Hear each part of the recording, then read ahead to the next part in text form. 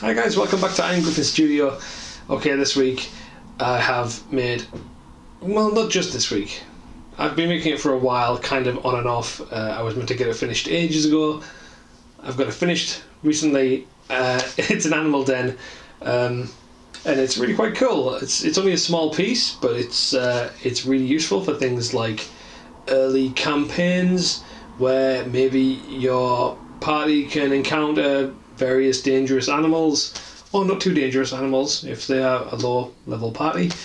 But you know what, you can make this den huge, you can make it small like I have. Mine is mostly designed for kind of like a bear or something, maybe like a little bear here. I actually found this in a pound shop, like it came in a pack with another thing, and I just painted it up, and you know what, it looks the part. It's pretty good. So yeah, little bear. You go there. Okay. And so yeah, I've made a little animal den. It's very naturey. It's very overgrown, and you know, it's got a little bit of interesting detail to it. So yeah, let's get to it. Alright, so I've got an offcut of foam here. This is going to be the main bulk of the kind of rocky outcrop that's going to make up the animal den. And for the base I'm using a tea coaster, which is a really handy size actually, because this project was originally meant as a competition piece which had to be made on a 10 by 10 base. Those of you involved in the competition will know exactly what I mean. The theme for this was meant to be lair, which I didn't get finished in time, but I thought I'd make a little animal den or an animal lair, and that would be a really cool project. Unfortunately it wasn't done in time, and so I had to finish it after the closing date. So that's why you guys are getting it now, and it should have probably been released maybe 2 weeks ago, unfortunately, but not to worry. So I'm making up the bulk of this in mostly XPS foam, all the offcuts that I just had lying around, and I've shaped them roughly with a knife and hot glued them down to the base.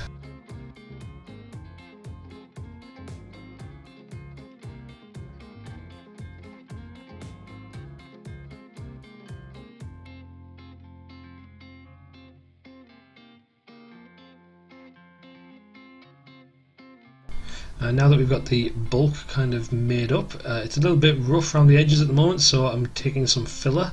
This is just ready mixed filler from a local cheap DIY store, nothing fancy, and I just started spreading it around with this plastic kind of spatula thing, but that was too slow and I'm impatient, so I'm doing the finger method with a bit of water just to help move the kind of plaster around, and then really just want to smooth it all out and fill in all those cracks that were a little bit unsightly. In a few previous videos I've made some rock faces using the aluminium foil technique. Feel free to check those out.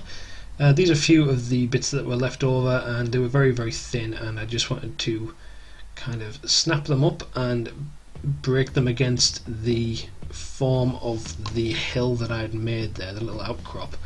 And this is just going to give it a little bit of a good rocky texture to certain parts. I wanted some rocks poking through and some like dirt on top and some foliage, just to kind of really blend this thing in with a very naturey kind of board.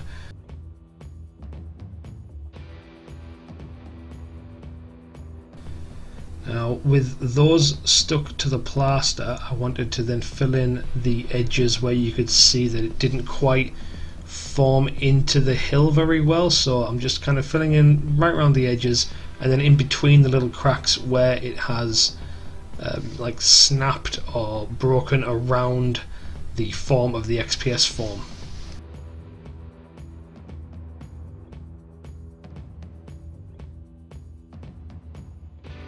I made sure to get a few on the inside as well. Got to make sure that it looks good from all angles.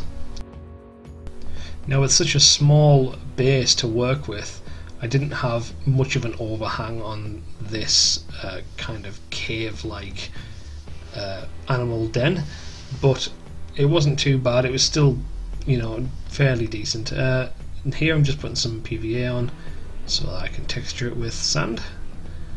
So very carefully spread PVA over almost the entire thing, being careful to miss the rocks, and then quite liberally apply my basing sand.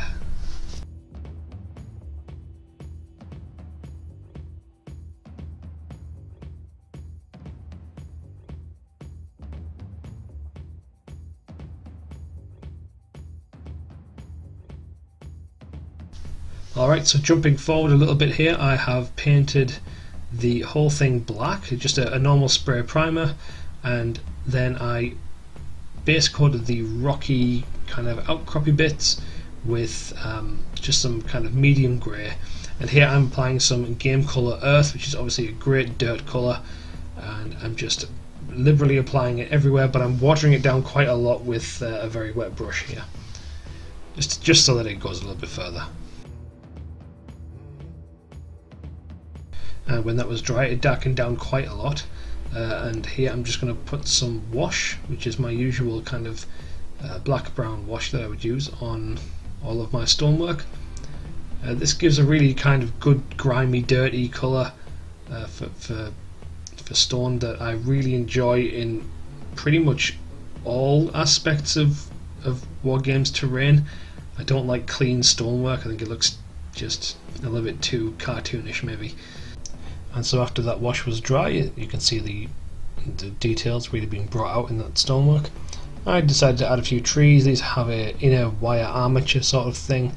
These are just woodland scenics ones, and they've, you know, I've got a lot of use out of these. I still have most of a pack left, despite having them for quite a while. And I want to add some mushrooms to this base. I decided to use the method that I employed in a different video, and these are made from a dowel, which is I think about 5mm across. I cut a few pieces off like this with a small hacksaw, and this dowel is going to form the main head of the mushroom, or is it the cap of the mushroom? Safety first, so I gripped the bit of dowel in some needle nose pliers, used a rotary tool with a very fine 1mm drill bit, and I drilled in a small hole. Then I took a cocktail stick with a little bit of wood glue on it, and I just poked it in the hole and then let it set and let it cure. And once they were cured, I took a rotary tool with a sanding head on it, and I just sanded down into the shape that I wanted it to be. So for these ones I'm going to go with a mostly kind of a caricature, very kind of goblin-esque type pointed mushroom.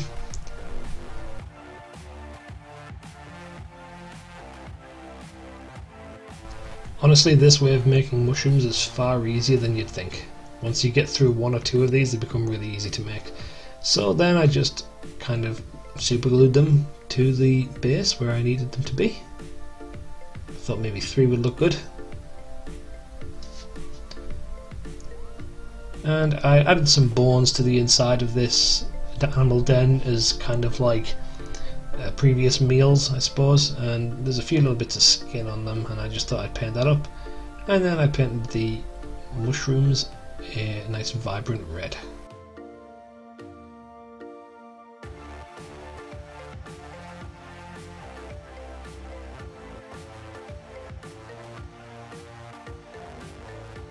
And now it's time for the foliage.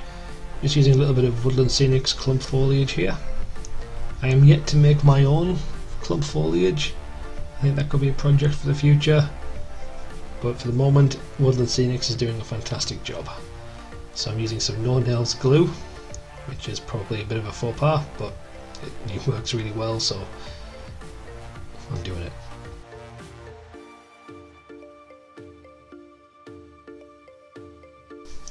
And I used a little bit of PVA and placed on some tufts of grass which I'd made.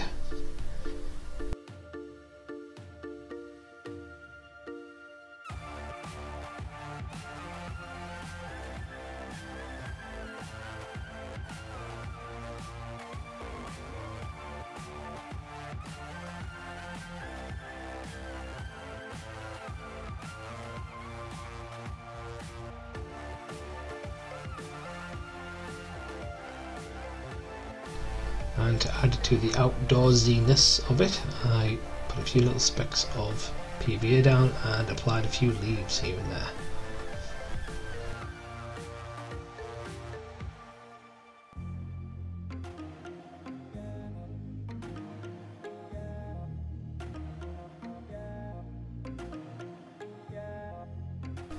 I also added a little bit of a root on the inside under the tree, which I think is a really nice effect, and some little spots on top of the mushrooms. The root under the tree there was just created from an actual piece of root which was dried out for a very long time and just cut to size and then super glued in place. For this I'm using a little bit of no nails glue again and some more Woodland Scenics clump foliage just to stick it to the trees.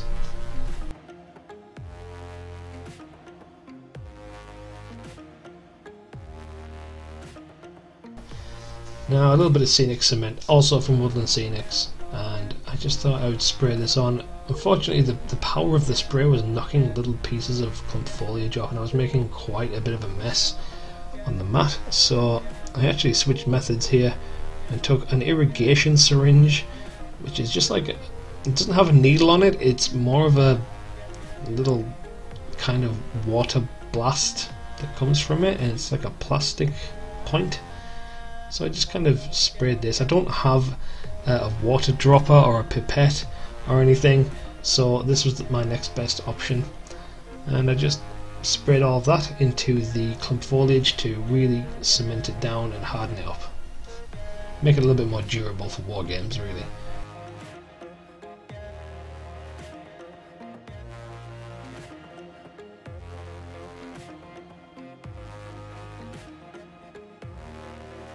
And so here I'm using some Woodland Scenics Fine Turf Burnt Grass and some Woodland Scenics Fine Turf Yellow Grass, and I'm mixing them together with some PVA glue, and I'm going to apply them as a little bit of moss in various spots around the stonework.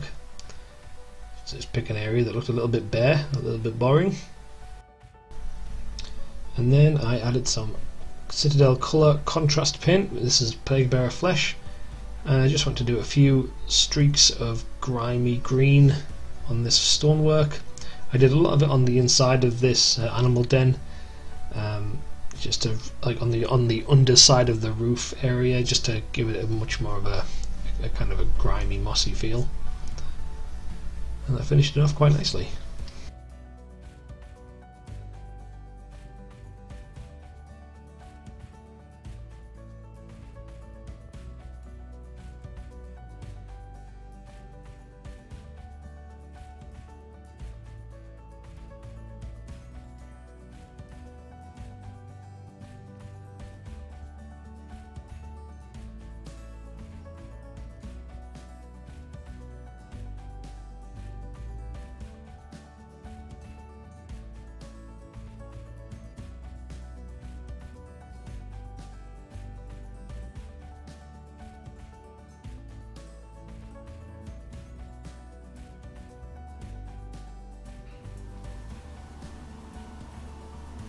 Well done. It's pretty cool. I like it. Very overgrown, wild, and dirty, naturey. It's like, yeah, exactly the kind of thing I like. So yeah, thank you to Encounter Terrain and everyone in the terrain building group for inspiring me to make this in the first place, even though it wasn't submitted on time. And yeah, I'm really happy with the result. If it's really handy for things like party encounters, low level party encounters probably, where you have an animal, a little bear, yoink, for an animal to deal with or take care of, and yeah, very handy. So that's it for this video. If you liked it, please feel free to comment and hit the like button and subscribe and do the notification bell thing and tell all your friends and leave more comments, and then hopefully I'll get back to you. I'll try and reply to every single person as much as I can, and then yeah, I can hopefully get another video out to you really soon. I am on Instagram as well if you want to follow me on there. I'm on Facebook too, but I don't really go on that one too much. Instagram's normally full of, you know, models I've painted or tips and tricks from around the studio and things. Well, and I also do have some Amazon affiliate links in the description below if you are in the UK. I don't have the other ones set up yet. I will try and get that done really soon. But they're just for general things that I've used in a few different videos, not necessarily in videos like this one, but maybe other videos. Yeah, I think that's everything. That's all for this video. Feel free to like, comment, subscribe and all that stuff again. And I will get back to you as soon as I can. That's all for now. Thanks for stopping by. Happy crafting.